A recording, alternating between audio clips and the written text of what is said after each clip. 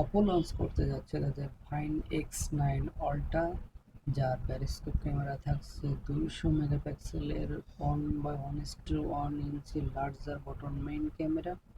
এটি সোনির 200 মেগাপিক্সেলের camera, SP9 sensor এবং 50 মেগাপিক্সেলের 10x ডুয়েল পেরিস্কোপ লেন্স থাকছে।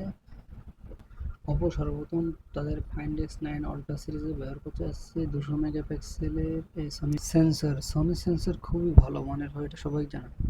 মূলত স্যামসাং এর সাথে পাল্লা দেওয়ার জন্যই সনি তাদের SP9 200 মেগাপিক্সেলের ক্যামেরা বার করছে। আমাদের সনিটা থাকছে 1/1:1, কিন্তু স্যামসাং একটা 1:1/4।